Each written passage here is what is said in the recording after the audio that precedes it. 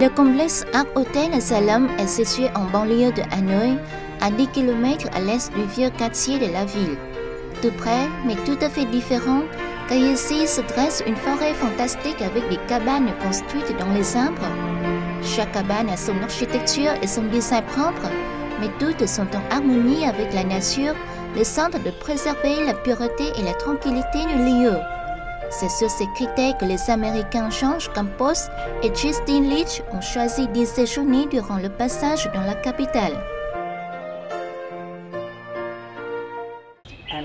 Avant mon arrivée au Vietnam, j'ai vu des photos en ligne et j'ai décidé de séjourner ici une fois arrivé. Ici, on se sent à l'aise comme chez soi, le tout dans un milieu naturel. Cela ressemble un peu au camping car on est entouré de structures en pierre construites dans les arbres. Ces cabanes ont été conçues par un peintre vietnamien.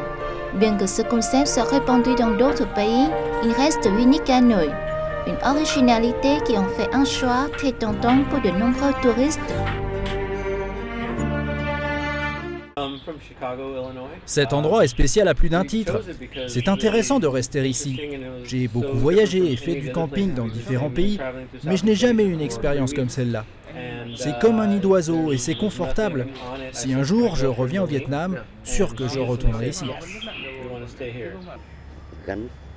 Pas besoin d'aller loin pour s'enfuir dans un ailleurs.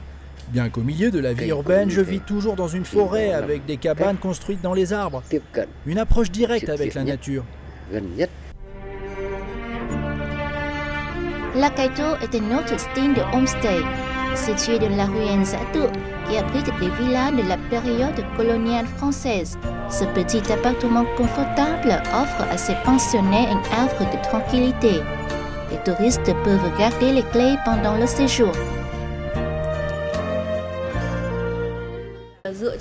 Nous recourons au plan pour créer un espace moderne mais aussi ancien.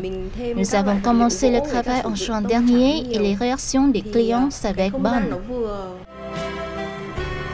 Le homestay retire une attention croissante de la part des touristes car il leur offre de nouvelles expériences. Si la diversification des formules proposées se poursuit, nul doute que ce service continuera à se développer pour donner un nouvel atout charme à la capitale.